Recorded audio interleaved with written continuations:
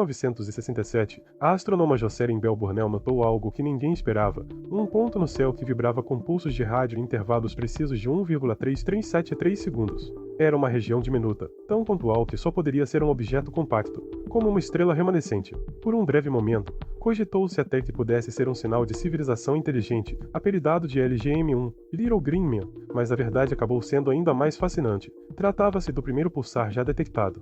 A descoberta foi um choque para a comunidade científica.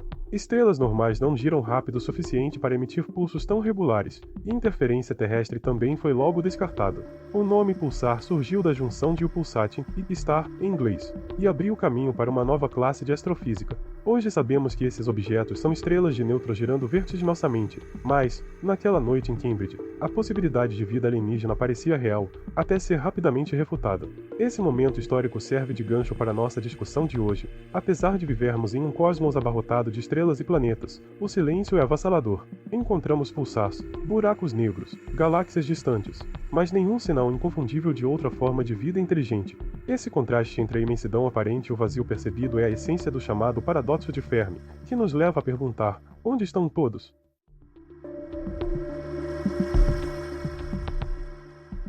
Em meados de 1950, durante um almoço no laboratório de Los Alamos, o físico Enrico Fermi questionou seus colegas: se o universo é tão vasto e rico em estrelas semelhantes ao Sol, por que não vemos nenhum indício de outras civilizações avançadas? A pergunta, simples e direta, ganhou o nome de paradoxo de Fermi. Cientificamente, as probabilidades apontam para a existência de bilhões de mundos capazes de abrigar vida, mas nossa experiência observa um silêncio profundo. Para entender melhor essa contradição, vale recorrer à famosa equação de Drake, proposta em 1961. Ela tenta estimar o número de civilizações comunicativas na Via Láctea multiplicando fatores como taxa de formação de estrelas, fração que tem planetas, fração desses que podem sustentar vida e assim por diante. Mesmo usando parâmetros otimistas, chegamos a valores que sugerem até milhares de civilizações, mas, na prática, não captamos nada além de ruído cósmico e ecos de rádio astronômicos comuns. Esse paradoxo gera duas linhas de raciocínio: ou somos realmente a única forma de vida tecnológica na galáxia, ou existe algum obstáculo, um filtro, que impede que quase toda civilização alcance o estágio de expansão interestelar ou comunicação eficiente. A ausência de sinais, mesmo com radiotelescópios superpotentes e satélites como James Webb, faz crescer a hipótese de que algo limita drasticamente as possibilidades de desenvolvimento avançado no universo. O filósofo Nick Bostrom refinou essa ideia e cunhou o termo grande filtro, uma barreira ou conjunto de barreiras evolutivas que tornam extremamente improvável a ascensão de civilizações detectáveis. Em outras palavras, a passos do caminho da matéria inanimada até uma sociedade capaz de enviar sinais ao espaço cuja probabilidade de ocorrer é tão baixa que quase nunca se manifestam por inteiro. Bostrom estabelece dois critérios para que um evento seja considerado um bom candidato a grande filtro. Primeiro, ele deve ter ocorrido apenas uma vez na história evolutiva de um planeta. Se fosse algo trivial, veríamos múltiplas ocorrências independentes em mundos distintos. Segundo, esse evento deve demandar um tempo muito longo mesmo quando as condições são ideais, criando muitas oportunidades para falhar antes de finalmente acontecer, o que reforça sua raridade. Esses critérios nos ajudam a classificar etapas chaves da evolução. Desde a formação de moléculas orgânicas até a transição para a inteligência tecnológica, podemos questionar quais saltos evolutivos atendem aos critérios de Bostrom. Alguns passos já ultrapassamos na Terra, mas outros, especialmente os relacionados à origem da vida e ao surgimento de complexidade celular, podem ter sido tão improváveis que só aconteceram aqui por um golpe de sorte cósmica. Abiogênese. O primeiro salto é o surgimento da vida a partir de compostos inorgânicos. A Terra formou-se há cerca de 4,54 bilhões de anos, e após esfriar e estabilizar sua crosta e atmosfera, criou condições que poderiam abrigar moléculas autorreplicantes por volta de 4,3 bilhões de anos atrás. No entanto, as evidências mais remotas de fósseis microbianos datam de entre 3,77 e 4,28 bilhões de anos atrás, deixando um hiato de centenas de milhões de anos. Apesar de inúmeras tentativas em laboratório, cientistas ainda não conseguiram reproduzir a biogênese completa. Consegue-se sintetizar nucleotídeos, aminoácidos e lipídios em condições simuladas, mas não formar um sistema vivo autossustentável. Além disso, todos os seres vivos atuais parecem descendentes de um único ancestral comum, reforçando a ideia de que a vida só surgiu uma vez na história da Terra. Esses dois pontos, ocorrência única e tempo prolongado até o surgimento da vida, encaixam perfeitamente nos critérios do grande filtro. A abiogênese pode ter sido tão improvável que só conseguimos observá-la em nosso próprio planeta. Se esse foi o primeiro filtro, talvez ele explique por que não vemos organismos vivos em Vênus, Marte ou luas geladas como a Europa, mesmo com condições potencialmente favoráveis em épocas passadas. Eucariogênese. O segundo salto decisivo foi a transição de células procarióticas simples para células eucarióticas complexas, com núcleo definido e organelas. Estima-se que as primeiras evidências de eucariotos datem de cerca de 1,8 a 2 bilhões de anos atrás, após aproximadamente 1,8 a 2 bilhões de anos de vida apenas procariótica. Esse salto estrutural foi essencial para toda a biodiversidade que conhecemos hoje. A origem das eucariotos envolve a teoria da endossimbiose. Uma célula ancestral engolfou uma outra bactéria que se tornou mitocôndria, e posteriormente cloroplastos em linhagens que deram origem às plantas. Essa fusão única aconteceu apenas uma vez na árvore da vida, segundo análises genomicas, o que reforça o caráter extraordinariamente raro desse evento.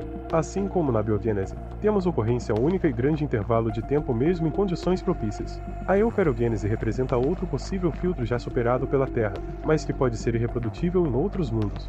Se a complexidade celular for tão improvável quanto parece, é compreensível que não encontremos megafauna ou plantas alienígenas abundantes por aí. Mesmo com os primeiros filtros vencidos, resta a pergunta: qual será o próximo obstáculo? Se as civilizações atravessam a barreira da complexidade celular, ainda podem ser submetidas a riscos letais que impedem a colonização galáctica. Esses riscos podem ser naturais ou autoimpostos, e todos carregam potencial de extinção.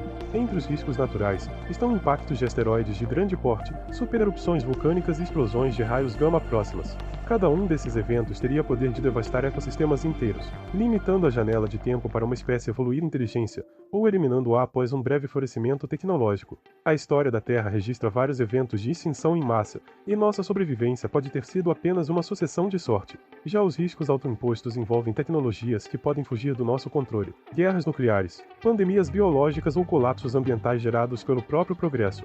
Conforme avançamos em biotecnologia, inteligência artificial e engenharia de partículas, aumentamos exponencialmente as chances de criar cenários catastróficos. Alguns teóricos, como Bostrom, argumentam que civilizações inteligentes tendem a se autodestruir ao desenvolver capacidades tecnológicas sem a devida maturidade ética.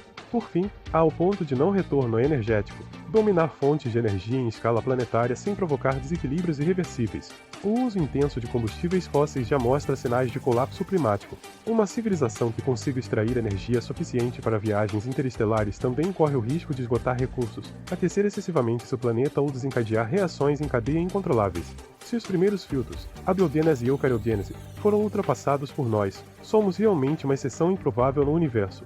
Mas, se ainda há filtros à frente, nosso futuro é incerto e talvez tenhamos pouco tempo antes de enfrentar barreiras intransponíveis. Essa ambiguidade é o coração do grande filtro. Não sabemos se estamos no passado ou se o maior desafio ainda não chegou. Encontrar vida simples em Marte, Europa ou Encélado seria uma boa notícia para quem crê na abundância universal, mas sinalizaria que o filtro não está na origem da vida, e sim em etapas posteriores, o que poderia incluir a emergência de inteligência. Já descobrir civilizações que entraram em colapso tecnológico remonta à ideia de que o ponto de autoextinção é quase inevitável para seres dotados de tecnologia avançada. Por isso, a frase "se um dia encontrarmos vida no universo" será a pior notícia que a humanidade já recebeu ganha sentido. Não se trata de medo do desconhecido, mas da constatação de que, se não somos os primeiros a sucumbir, talvez sejamos os próximos. Cada descoberta astrobiológica, cada avanço em SETI e cada novo exoplaneta catalogado deve nos lembrar de que a sobrevivência a longo prazo exige responsabilidade, cooperação global e visão de futuro. E você, o que acha? Estamos à frente ou atrás do grande filtro? Será nossa sorte ou nossa ruína? Deixe sua opinião nos comentários. Compartilhe esse vídeo com quem gosta de refletir sobre nosso lugar no cosmos e não se esqueça de se inscrever para não perder as próximas explorações científicas aqui no Círculo Celeste.